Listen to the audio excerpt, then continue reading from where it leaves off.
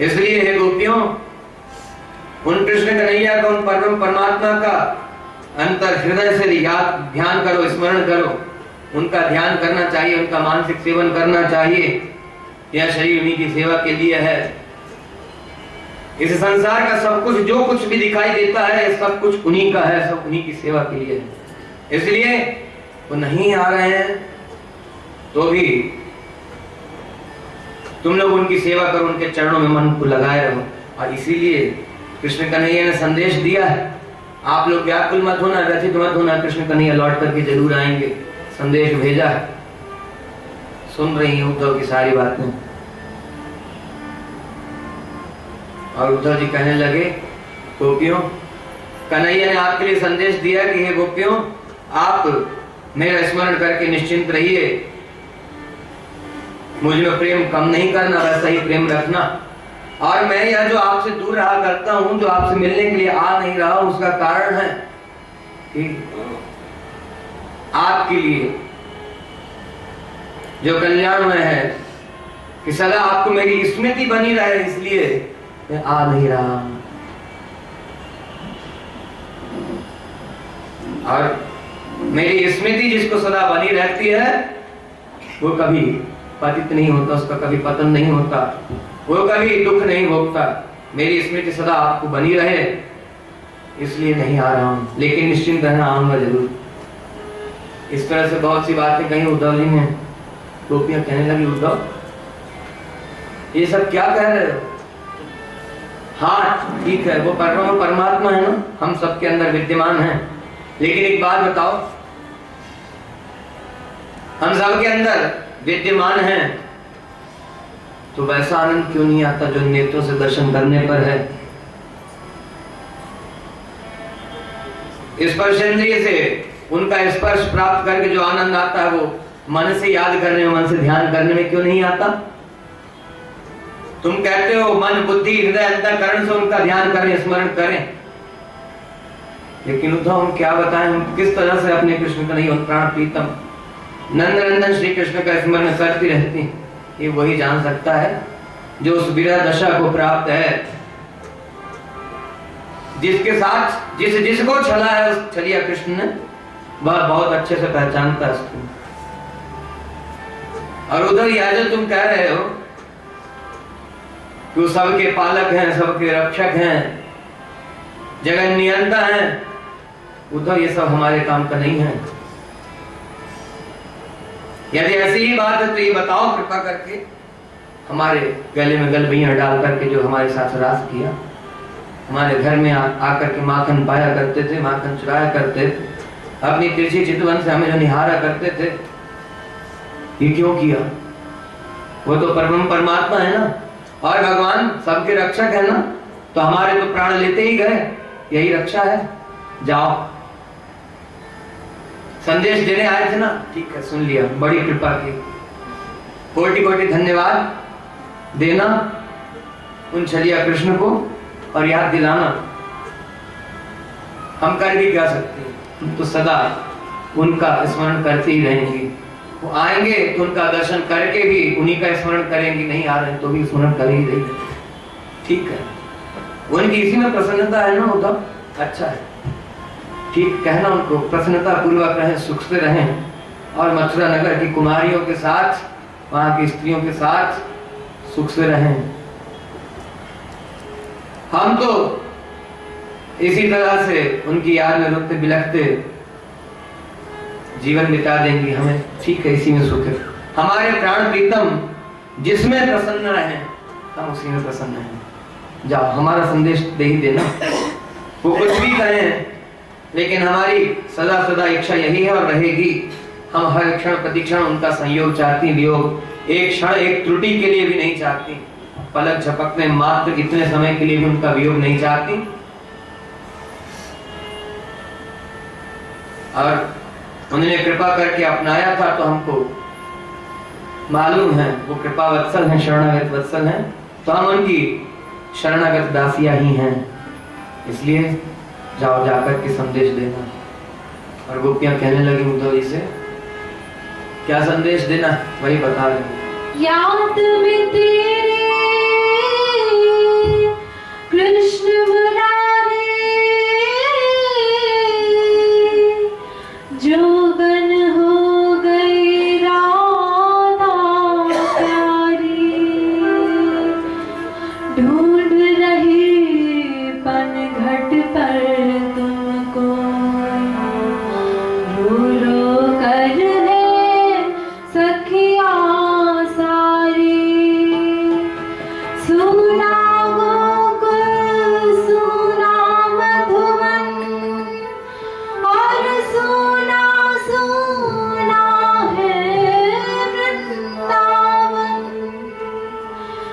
यादें तेरी बिलख रही हैं, याद में तेरी है मनमोहन, याद में तेरी है मनमोहन।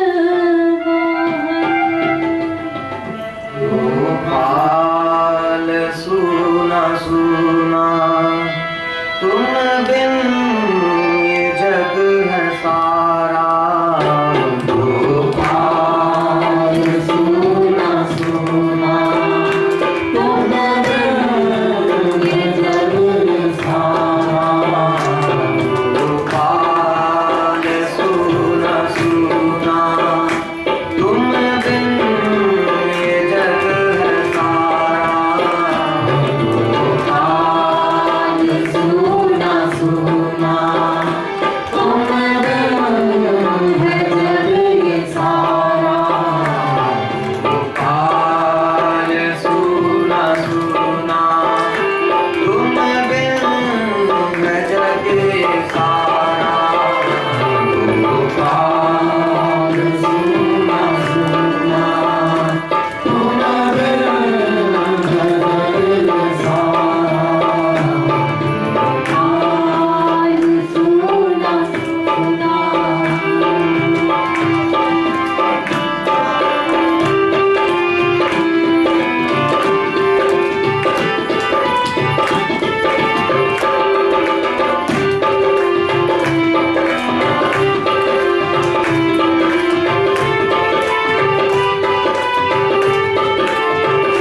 सुनी है ब्रज की गलियां, सुना ये ब्रज है सारा, सुनी है ब्रज की गलियां, सुना ये ब्रज है सारा, सुनी कदम की डालें, सुना चमन है तारा, सुनी कदम की डालें, सुना चमन है सारा, यमुना का तट है सुना, सुनी है जल की धारा, गोपाल सुना सुना तुम बिन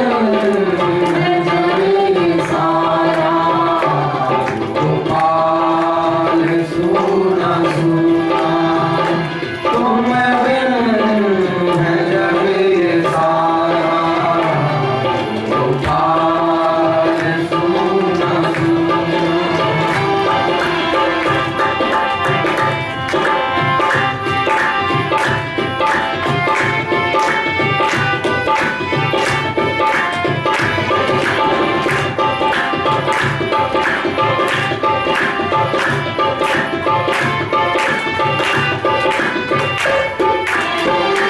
सुनी है मेरी अखियां, दिखला दो शाम प्यारा, सुनी है मेरी अखियां, दिखला दो शाम प्यारा, रोती है सारी सखियां, बंसी ने ऐसा मारा, रोती है सारी सखियां, बंसी ने ऐसा मारा,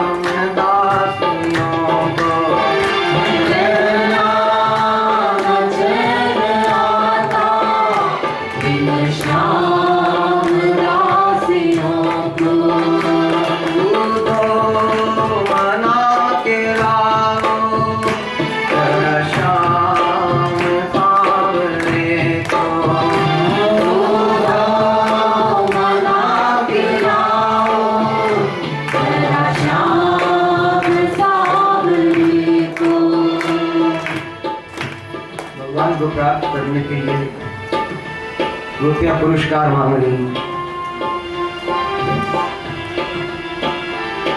उद्धव जी भगवान के साथ सदा रहा करते हैं। ये गोपियां इसलिए उद्धव जी से ऐसा कह रही हैं कि हमारे किसी दोष के कारण शायद कृष्ण कन्हैया हमें त्याग कर छोड़ करके चले गए। हमारे निवेदन करने से कदाचित ना लौट करके आए, लेकिन आप आज जाकर के निवेदन करना, और हमें विश्वास है आपके निवेदन करने पर जरूर पधारेंगे और दर्शन देंगे और हमें फिर पहले की तरह अपनाएंगे। विरह दशा में जब भगवान से मिलने के लिए अत्यंत उत्कंठा है मन में और कुछ सुहाता ही नहीं, ऐसी दशा में क्या सोचता है? भगवान से बार बार निवेदन कर करके तो ये सिद्धांत की बात है। भागवत पुरस्कार मांगा जाता है, आचार्य से निवेदन किया है, राधा रानी जी से निवेदन किया जाता है।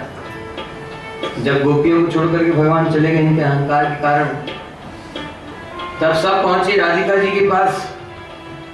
राधिका जी से प्रार्थना करने लगी कि कृष्ण कन्हैया कहाँ चले गए, हमें मिलवा दिए उनसे। लेकिन वहां स्थिति राधा रानी जी की भी वही थी, उनको भी भगवान छोड़ करके चले गए थे। इसलिए निवेदन किया जाता है। क्यों? क्योंकि भगवान का जो अत्यधिक नजदीक है, जो जिसके ऊपर भगवान का अति प्रेम है, उसके कहने पर भगवान अवश्य कृपा करेंगे। इसी को भागवत पुरस्कार या आचार्य का पुरस्कार या श्री जी का पुरस्कार कहा है। निवेदन करते हैं ना राधा रानी जी से, जय जय श्री राधे महारानी, स्वामी ने सुनिए विनती मोर।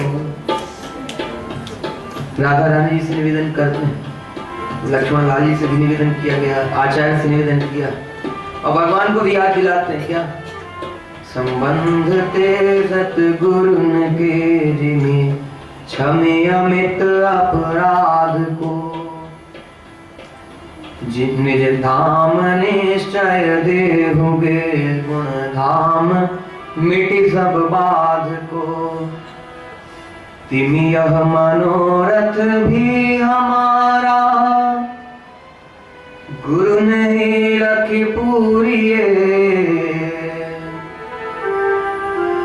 आचार्य चरणों की तरफ देख करके, आचार्य को देख करके यामुनाचार्य स्वामी जी ने भगवान से यही निवेदन किया, पितामहं नाथ मुनिं विलोक्य प्रसीद मत त्वच्चरणारविंद।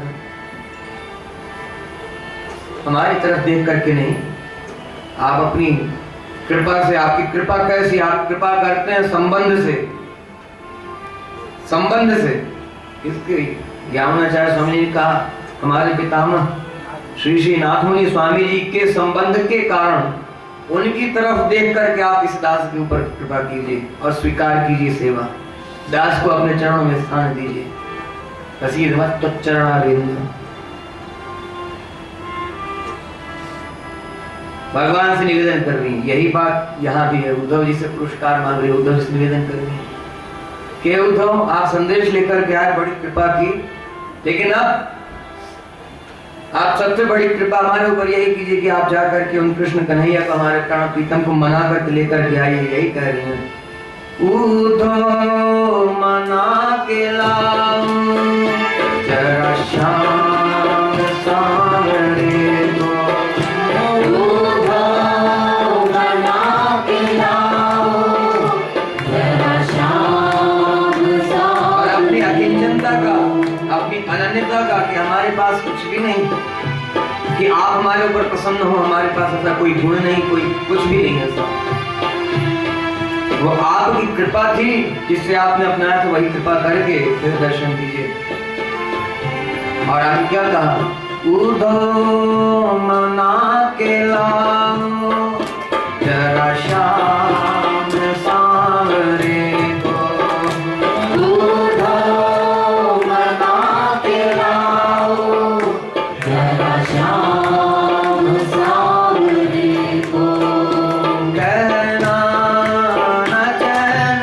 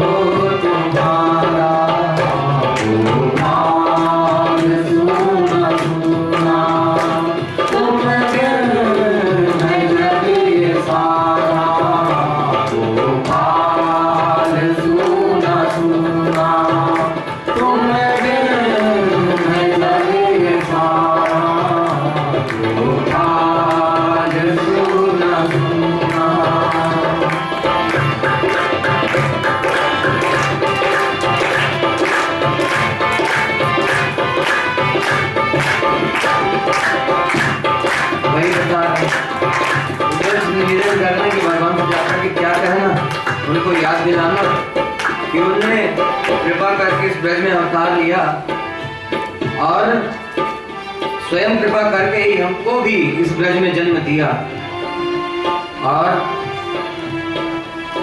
दर्शन नित्य ही दिया करते थे, हमारे घर में माखन खाया करते थे। तो उनका यह जो संबंध है हमारा नहीं, उनका जो संबंध है इस दास से, उस संबंध को याद दिलाना। पितामह नाथ मुनि विलोक्य जय जय श्री राधे महारानी। राधा महारानी ने निवेदन किया कि भगवान से कृपा करके आप मिलवा दीजिए, क्यों? आप अत्यंत नजदीक हैं, सबसे नजदीक हैं, आपकी बात तो अवश्य ही स्वीकार करेंगे। यहाँ यही भाव है, उद्धव जी से निवेदन कर रहे हैं कि आप सबसे नजदीक हैं और संबंध जो है भगवान ने जो संबंध स्थापित किया अपनी कृपा का, और साथ साथ आपसे निवेदन कर रहे हैं हम आपके संबंध को देख करके, क्यों? हमको संदेश देने के लिए, हमें समाचार देने के लिए, हमें सांत्वना देने के लिए आपको भेजा है ना। आपका संबंध है, आपके माध्यम से हमको संदेश दिलवा रहे हैं, आपके माध्यम से जैसे गुरु शिक्षा देते हैं भगवान से किस प्रकार का संबंध होना, या कोई भागवत भगवान का दास जो है वो बताता है कि भगवान की सेवा कैसे करो, भगवान के अनन्य चरणाश्रित दास कैसे हो। उस संबंध से भगवान को प्राप्त किया, संबंध को याद दिला रही है। क्या कह रही है? भगवान से जुड़ा है दासों का नाता, भगवान से जुड़ा है दासों का नाता। सुबह की कालक्षेप में प्रवचन में जो लोग बैठे थे याद होगा, आचार्य चरण ने क्या आज्ञा की थी, क्या बताया था? रामानुज स्वामी जी के समय में एक महात्मा थे जो भजन गाया करते थे, तो भगवान प्रकट होकर के उनका भजन सुनते थे। और रोज का क्रम था ये, हर दिन भगवान साक्षात प्रकट होकर के भजन सुनते थे। एक दिन श्री रामानुज स्वामी जी पधारे और निवेदन किया कि भगवान से एक हमारी तरफ से प्रार्थना करके पूछ लीजिएगा, सुना है भगवान रोज आपके द्वारा गाया जाने वाला भजन जो उसको सुनने के लिए रोज पधारते हैं। कहा भगवान से हमारी तरफ से एक प्रश्न पूछ लीजिएगा। हाँ ठीक है, पूछ लेंगे, कोई बड़ी बात नहीं। पूछा, प्रश्न क्या पूछना था? भगवान से पूछा रामानुज स्वामी जी का मोक्ष होगा कि नहीं, और साथ साथ ये भी पूछने को कहा था कि हमारा मोक्ष होगा कि नहीं। भगवान ने कहा रामानुज स्वामी जी का मोक्ष तो अवश्य ही होगा, और कहा हमारा, कहा आपके विषय में कुछ निश्चित नहीं कह सकते, ध्यान दीजिएगा इस पर। क्यों? उसके बाद रामानुज स्वामी जी को बताया कि भगवान ने ऐसा ऐसा कहा, बड़े उदास थे। रामानुज स्वामी ने कहा तो उदास क्यों होते हैं? अरे भगवान से ही पूछिएगा कि हमारा मोक्ष क्यों होगा और आपका क्यों नहीं होगा। पूछा, भगवान ने कहा रामानुज स्वामी जी वैष्णव आचार्य का, वैष्णव गुरु का संबंध प्राप्त किए हुए हैं, वैष्णव गुरु के द्वारा मेरी चरण शरण हुए हैं, ऐसा संबंध स्थापित किया। उनके गुरु की कृपा उनके ऊपर है, इसलिए उनको मोक्ष अवश्य प्राप्त होगा। उनके गुरु ने जैसे शिक्षा दी है वैसा ही आचरण व्यवहार है, अर्थात गुरु के बताए अनुसार मेरे दास हैं। आप रोज भगवान प्रकट होकर के भजन सुनते थे, बड़ी विशेष बात है। लेकिन भजन सुनना और मोक्ष प्रदान करना, भजन सुनना, यहाँ प्रत्यक्ष होकर के रहना, प्रकट दर्शन यहाँ पर देना, कैसा भी हो, लेकिन मोक्ष प्रदान कर देना, दिव्य धाम में साक्षात्कार अपना प्रदान करना ही अलग अलग है। इस लोक में चाहना करेंगे भगवान अवश्य मिलेंगे, लेकिन क्या कहा? आपके मोक्ष के विषय में कुछ निश्चित नहीं कह सकते, मोक्ष कब होगा आपका, वही अंतिम शर्त है। भजन करके जो करना चाहता उसके लिए अंतिम शर्त है कि अंत समय में भगवान का स्मरण होना ही चाहिए। तो आपका कर्म कब पूरा होगा ये मालूम नहीं, अंत समय में स्मरण हुआ ना हुआ तो फिर रामन स्वामी जी ने कहा कि पूछिएगा तो फिर मोक्ष प्राप्त करने के लिए क्या करें। और आपने कहा कि वैष्णव गुरु का संबंध है, उस संबंध के कारण मोक्ष प्रदान करूंगा, तो मैं किसका संबंध प्राप्त करूं, यह दास किसका संबंध प्राप्त करे जो आप मोक्ष प्रदान कर देंगे। क्या कहा भगवान ने? इस समय में जबकि शेष जी अपने अंश से श्री रामन स्वामी जी के रूप में अवतरित हुए हैं, उनसे बढ़कर के आचार्य, उनसे बढ़कर के गुरु कौन होगा जिनके संबंध से मोक्ष प्राप्त हो जाए। इस समय उनसे बढ़कर के दूसरा आचार्य, दूसरा गुरु नहीं है, अर्थात उन्हीं का संबंध प्राप्त करना चाहिए। उनका संबंध प्राप्त कर लिया तो अवश्य मोक्ष प्राप्त होगा। भगवान ने वचन दिया हुआ रामन स्वामी जी का, रामन स्वामी जी को, कि आपका जो अंतिम चरण संबंधी होगा और आपके उपदेश के अनुसार जो 3 अपराधों से बच करके रहेगा, हमारी आज्ञा अनुसार जो 3 अपराधों से बच करके रहेगा, वो अवश्य दिव्य धाम का अधिकारी होगा, मोक्ष प्राप्त करेगा ही।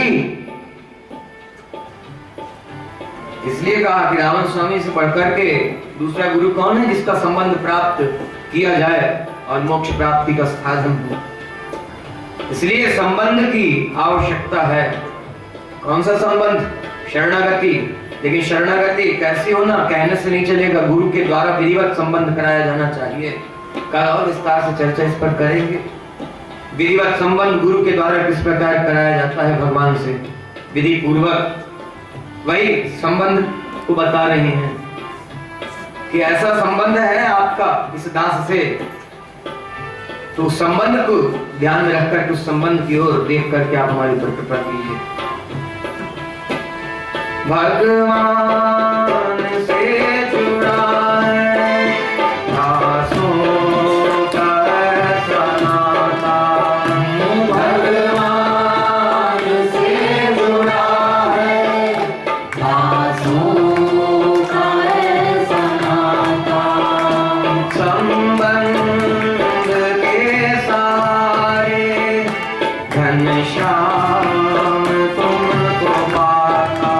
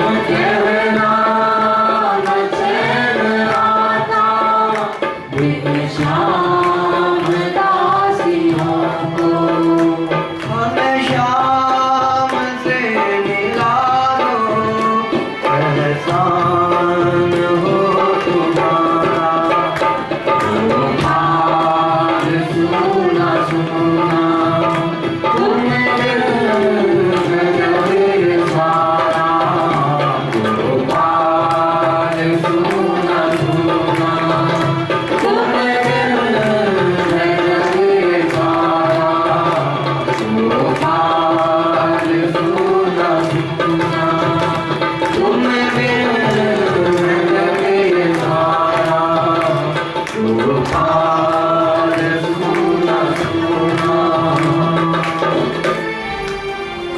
सुखदेव जी कह रहे हैं परीक्षित, इस तरह से गोपियों ने भगवान के लिए अपना संदेश भिजवाया। लेकिन उद्धव जी की क्या दशा है?